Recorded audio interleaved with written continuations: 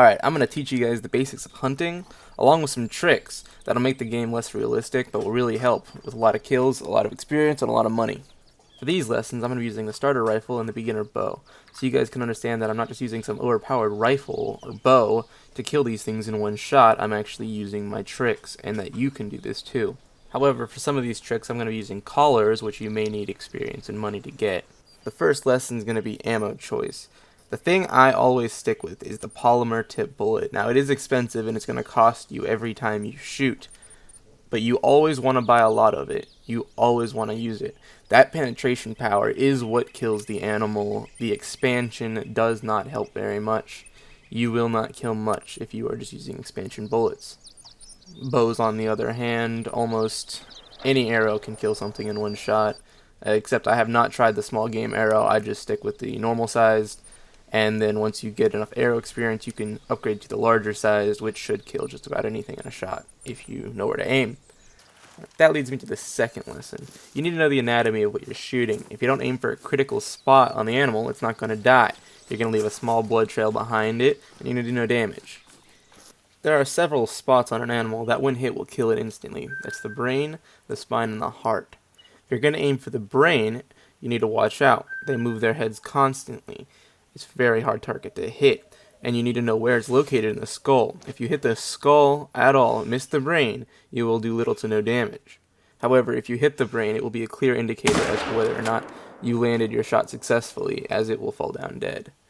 As you can see, that was a very clear shot to the brain, and the deer fell down instantly. Now this is an example of what happens when you miss the brain.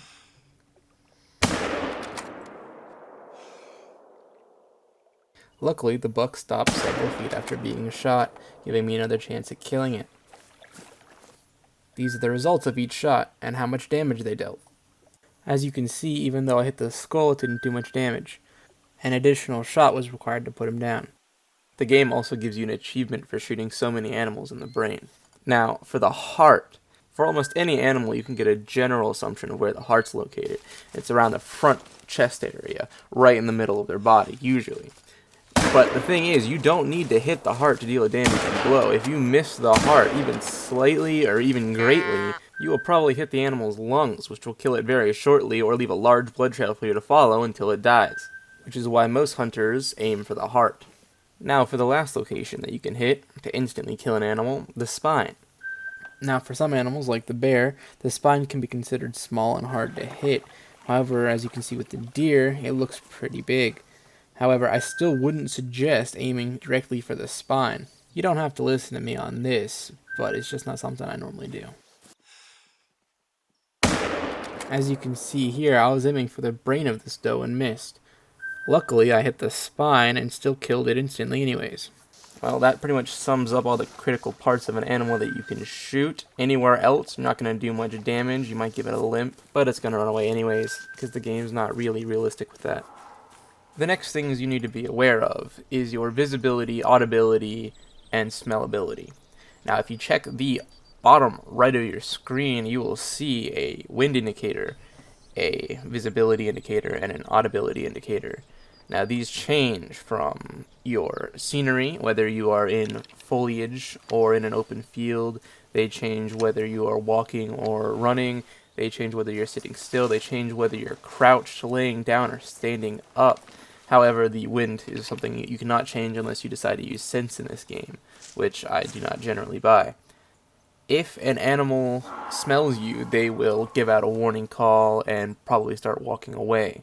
If an animal sees or hears you, it will probably give out a warning call and maybe start running away. Regarding audibility and visibility, your best option is to always walk, and if you hear something close to you, give out a warning call, is to crouch down and start walking around. And regarding smellability, your best option is to simply move so that the animal you are hunting is not downwind from you. Alright, now on to skills and perks. You're probably going to have a lot less skill points and perk points than you think. Unless you're going to spend more time in this game than I am, you're not going to unlock all the skills and perks. You're going to want to be very particular about the skills and perks that you pick. I have 11 skill points and 11 perk points. To progress down the skill and perk trees, you need to spend so many points in the prerequisite perks. This involves buying perks and skills that you don't want to be able to progress to perks and skills you do want.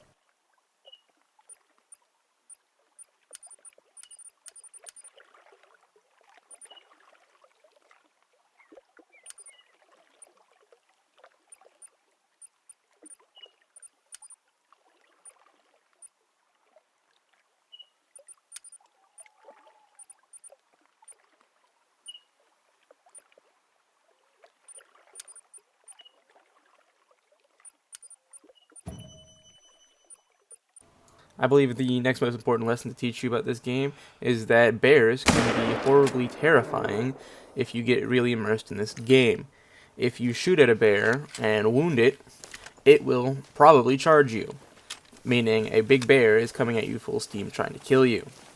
Now this is good and bad because you might be terrified and try to run away, but good because then you get a second, third, fourth, fifth, sixth, seventh, eighth, ninth, 10th chance to shoot at it because it's running at you no matter what at this point. But if you don't kill it before it gets to you, it'll attack you and probably kill you. Or just run around you like that one did.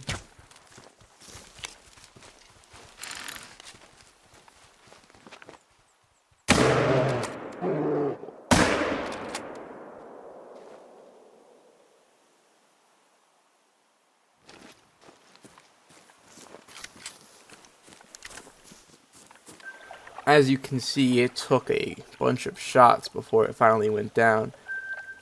Now this isn't really something to worry about because, like I said, it'll charge you. It probably won't deal too much damage once it reaches you. I think the average about 25% every hit. So you should be fine, and even if it does charge you, it could run around you. This game's really buggy with that. So don't really worry about it charging you, it's just there to scare you. Alright, now for the most important part of the video, I'm going to show you guys how to pick off an entire herd of deer. How you want to do that is you want to remain quiet, keep picking off one deer at a time, while using the deer call to keep calling the others back to you. Now I'm going to show the footage. You don't have to watch the whole thing or any of it, you can skip past this, but as I said, this is the most important part of the video, and it is how I get all my kills in the game.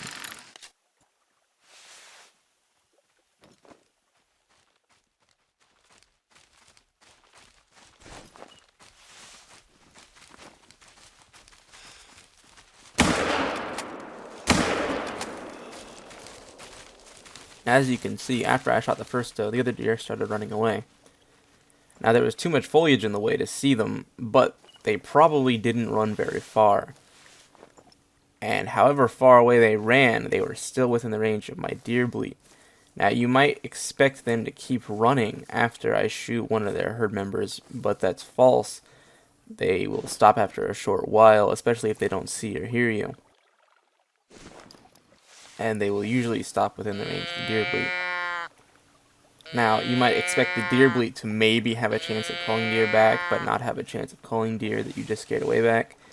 That would also be false. The deer bleat is seen as the deer god in this game, and as long as you sit there and mash that deer bleat, they will usually come back to you. Now, I don't mean mash as in using click after click after click. I mean, I usually double click, get 2 bleats out, and then bleat once every once in a while, and they will continually walk towards you, as you can see in the video.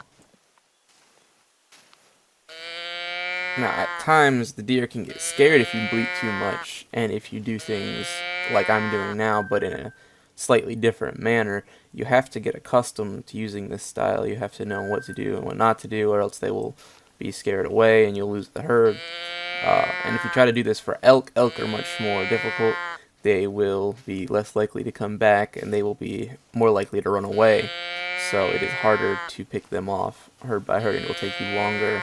But if you use this method and learn how to use it, you should be able to pick off entire herds of any animal. Now, if you're using this method to hunt, the best weapon to use is the bow because of how silent it is. If a deer is far enough away from you, even if you pick off one of its herd members, they won't react whatsoever, and you'll just be able to pick them off over and over again. However, if they do notice you, it'll just be a slight sound that they pick up. They'll run slightly away and come right back.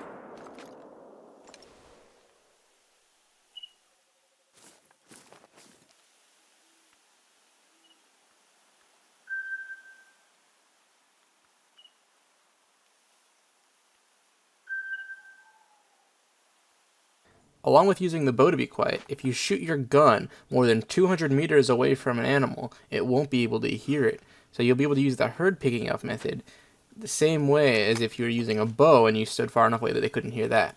Here's an example of a moose that if you look bottom right corner, you'll see that I range find as being over 300 meters away. As you can see, me shooting in the air is not scaring it. That is because it cannot hear the shots being fired. However, as I shoot a bullet in front of the moose, it hears the impact of the bullet, so you need to be careful as to always land your shots or to make sure your bullet doesn't land near the animal.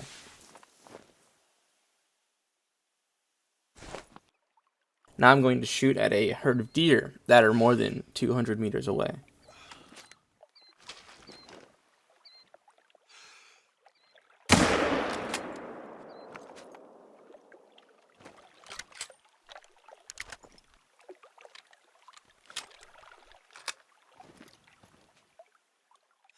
Now, as you can see, I will hit this doe, and none of the others will really run away or care. All of the doe will. If that was a kill shot on the doe, the other animals probably wouldn't even notice at all. Now I'm going to keep firing at them. Eventually they are going to run away, but that's because I'm firing too much and they're hearing too much noise.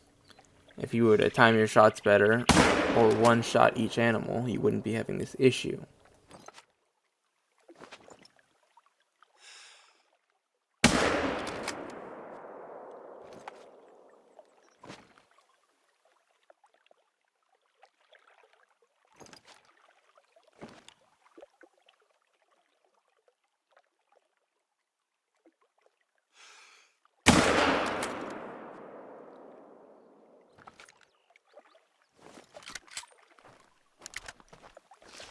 However, given a little time, you'll see that all the deer slowly start coming back to the place they were being shot at. This gives you more attempts to shoot at the deer and clear out the herd.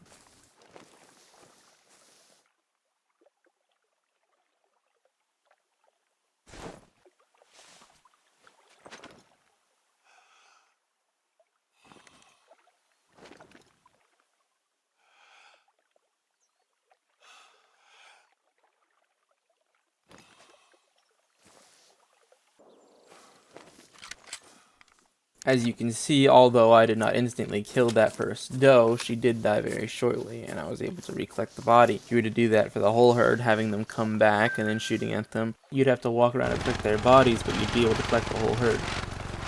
If you're going to drive a four-wheeler around, do not expect to shoot anything within a certain range because they've all heard you and ran away, because it's like hearing something louder than a million gunshots go off continuously. So be careful of using that.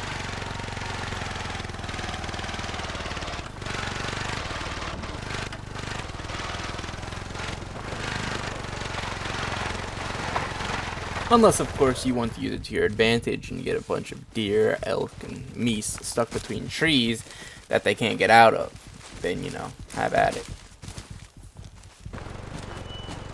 And if you ever wanted to try flying with one of those flying squirrel suits, well, here you go. ATV's good for that too.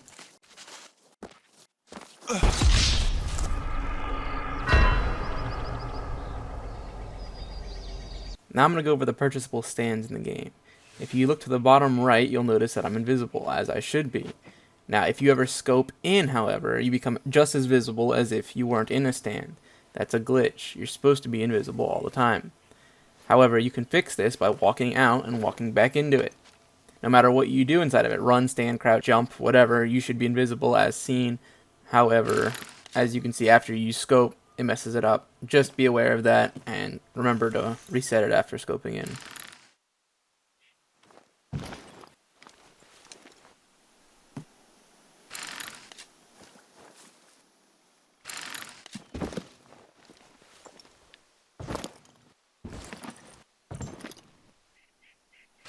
My next piece of advice is get used to your gun and the scope you're using.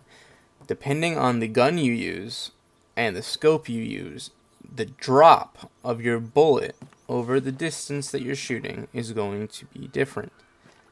It's going to look different to you. So If you have the DLC, you can go to the shooting range and test it out. Here's a video of me testing the 338 in the highest magnification scope you can buy at the shooting range. I'm going to test it at a couple distances, and you can see how much it drops and where you have to aim on the scope to get it accurate at that distance.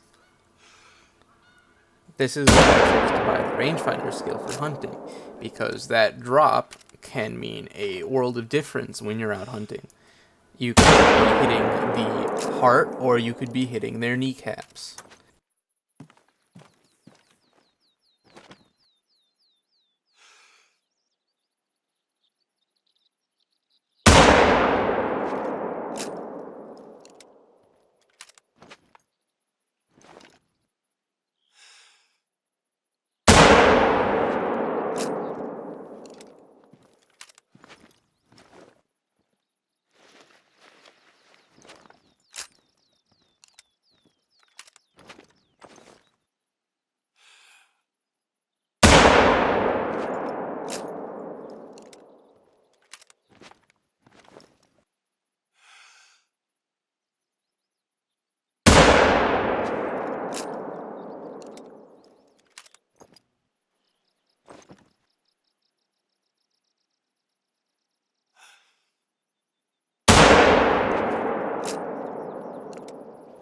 Another tip to keep in mind is to always run with your binoculars out. If you ever hear a warning call, you can zoom in on the location and it will point you to almost exactly where the animal is located. It's very helpful when you're trying to find animals to hunt.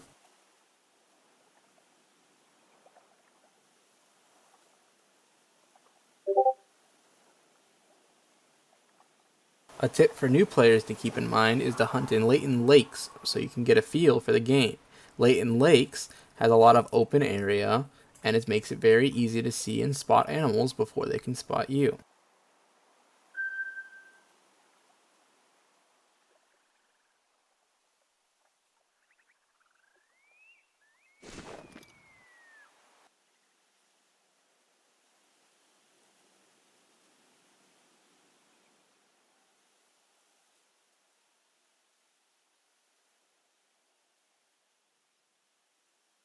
Well, that sums up the video. If I missed anything or you have any questions, comment below. If you enjoyed the video, please like and subscribe. Thanks for watching.